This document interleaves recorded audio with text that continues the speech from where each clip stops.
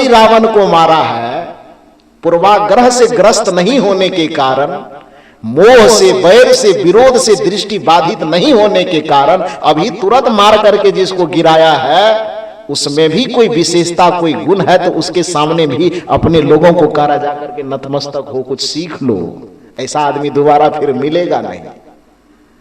तो जो श्री राम अपने भाई को उस रावण के चरण में झुकने के लिए कह रहा है, और आज जो अपने आप को कहता हम राम के भगत हैं, वो रावण में एक अच्छाई देखना चाहता है? क्यों नहीं देखना चाहता है?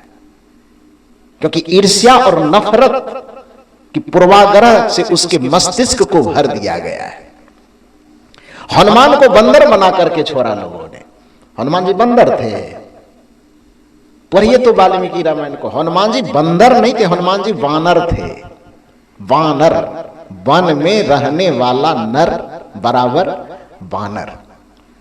अपने छत्तीसगढ़ की भाषा में जिसको मूल निवासी कहिए, आदिवासी कहिए, झारखंड, छत्तीसगढ़, केरल, कर्नाटक इत्यादि जितना दक्षिण भारत की ओर बढ़ते चले जाएंगे, जंगल में रहने वाले, वन में रहने वाले लोगों की संख्या बढ़ती चली जाएगी।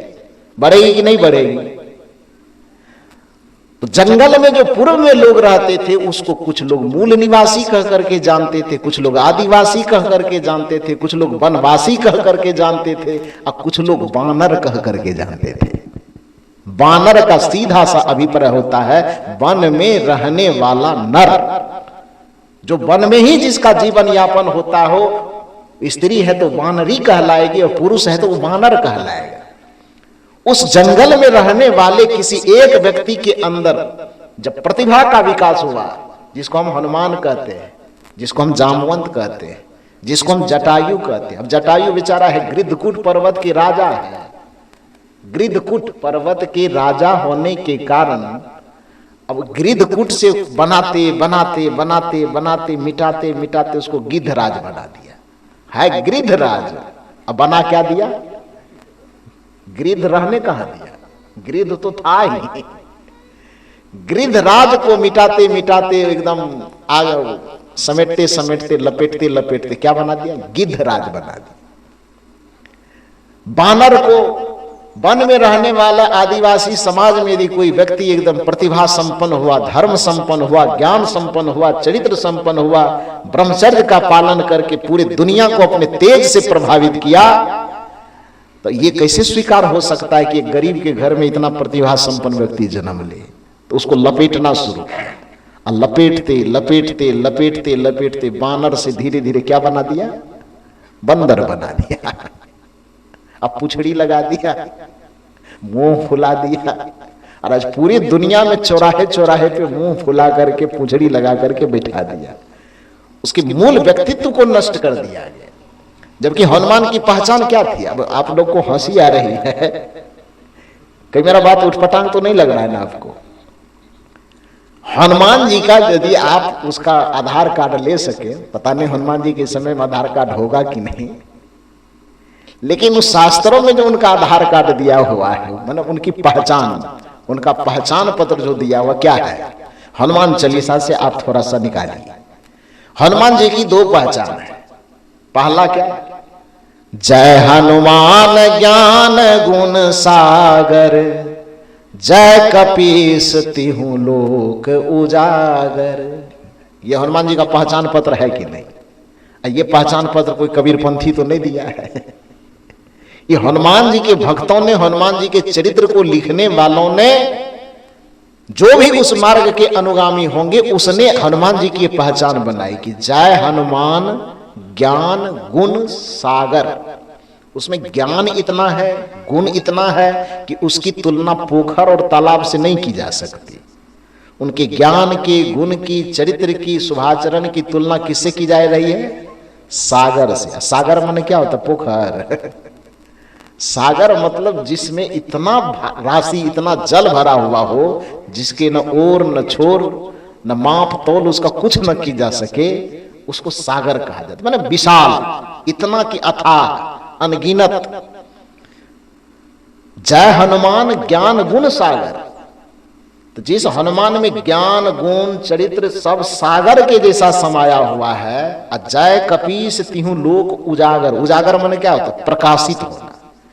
जिसका चरित्र तीनों लोकों में फैला हुआ है, जिसके गुण गाथा पूरे तीनों लोकों में गाए जाते हैं, उसको बंदर बना देना ये कहां से जायज है बताइए।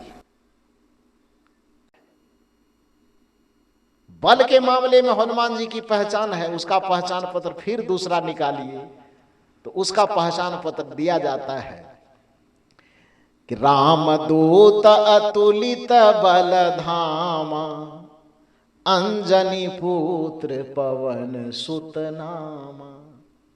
बल के मामले में इतना बलवान है कि उसके बल की तुलना दुनिया में किसी से नहीं की जा सकती, इसलिए अतुलित बल धामा, अतुलित जिसकी तुलना न की जा सके उसको अतुलित कहा जाता है। तब बल के मामले में अतुलित है, ज्ञान और गुण के मामले में सागर है। वाल्मीकि रामायण में प्रसंग आता है कि जिस समय हनुमान जी से प्रथम मुलाकात होती है राम जी की, क्योंकि हनुमान जी सुग्रीव के प्रधानमंत्री थे, किष्किंधा के प्रधानमंत्री। अब प्रधानमंत्री कोई बंदर होता है, उसको अकाउंट देखने के लिए आएगा? किष्किंधा राज के प्रधानमंत्री का क्या नाम था? वो हनुमान जी था। जो उसका पीएमओ था, पीएमओ समझते हैं ना, राज्य में सीएमओ होता है और केंद्र में पीएमओ होता है। जो पीएम के लिए कोई भी कार्यक्रम तय करता है उस संगठन को पीएमओ कहा जाता है। तो किष्किंधा राज्य में जो राजा तो सुग्रीव थे, लेकिन उस सुग्रीव का जो एकदम पीएमओ था, जिसके निर्णय से, अब पीएमओ में कोई साधारण बुद्धि वाला आदमी जाता है, जो टॉपर ग्रेड का आईएएस होता है, यूपीएससी पास करने के बाद जिसका एकदम हाईएस्ट रैंक आता, नंबर 1 रैंक छांटा हुआ आदमी, वो जाकर के पीएमओ में बैठता है। नेता को क्या पता है कि देश कैसे चलेगा? वो तो अंगूठा छाप होता है, खाली वो नारा लगाने में, पोस्टर चिपकाने में रहता है। देश को चलाने का काम नेता नहीं करता है। यहां से घोषणा कर दिया कि 1000 करोड़ दिए थे, जिंदाबाद जिंदाबाद करता, लेकिन 1000 करोड़ कौन खर्चा करवा रहा है? पीछे में बैठा हुआ है, वो आईएएस होता है। पूरे देश को कोई नेता नहीं चलाता है, वो आईएएस रैंक का व्यक्ति चलाता है। तो अब सोचिए कि आईएएस रैंक का जो टॉप ग्रेड का आदमी है वो पीएमओ में होता है।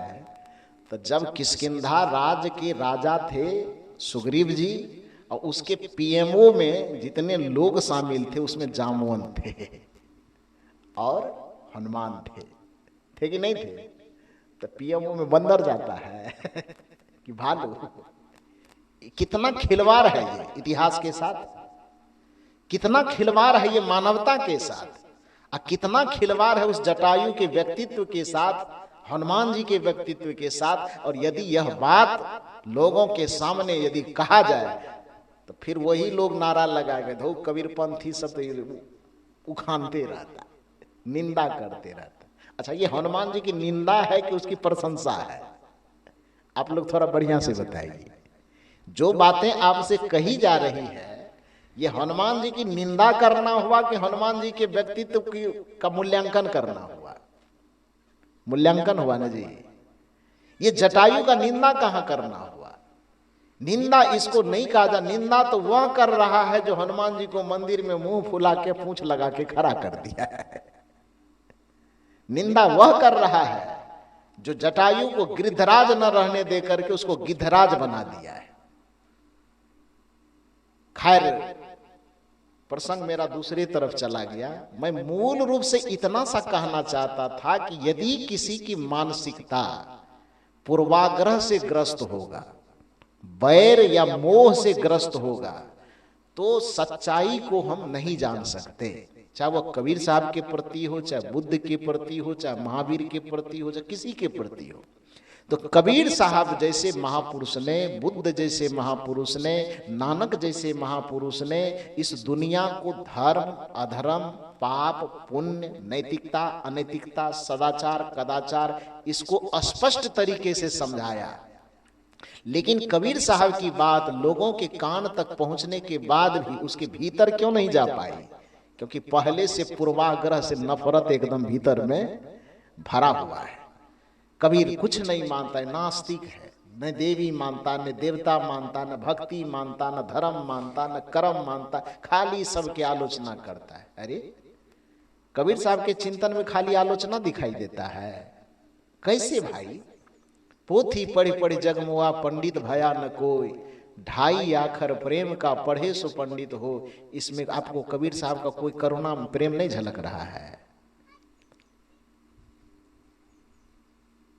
कबीर साहब यदि यह कहते हैं कि बोली तो अमोल है जो कोई बोले जान, हिय तराजू तौल के तब मुख बाहर आन, इसमें कबीर साहब की कोमलता आपको नहीं झलक रही है। यदि कबीर साहब यह कहते हैं कि जहां दया तहां धर्म है, जहां लोभ तहां पाप, जहां क्रोध तहां काल है, जहां क्षमा तहां आप, इसमें कबीर साहब का कुछ न्याय धर्म सत्य नहीं दिखाई दे रहा आपको। सांच बराबर तप नहीं, झूठ बराबर पाप, जाके हृदय सांच है ताके हृदय आप, इसमें कबीर का संदेश, कबीर का ज्ञान आपको नहीं झलकता है। आपा तजे हरि भजे, नखसिक तजे विकार, सब जीवन से निर्वैर रहो, साधु मता है सार, इसमें कबीर साहब का दर्शन नहीं झलकता है। क्यों नहीं देखना चाहते? इसलिए कि आपके दिल और दिमाग में नफरत का पूर्वाग्रह पहले से भर दिया गया है। तो खैर, कबीर साहब की बात यदि आपको नहीं सुनाई पड़ रही है, तो जिनकी बात सुनाई पड़ जाती है आपको, उसी महापुरुष से पूछ लीजिए कि पाप पुण्य है क्या, और पाप पुण्य रहता कहां है। किससे पूछना चाहते हैं? तुलसीदास जी की बात सुनाई पड़ती है आपको, कि सूरदास की बात सुनाई पड़ती है? हमको लगता है कि सूरदास और तुलसीदास से भी ज्यादा बात आपको वेद व्यास की सुनाई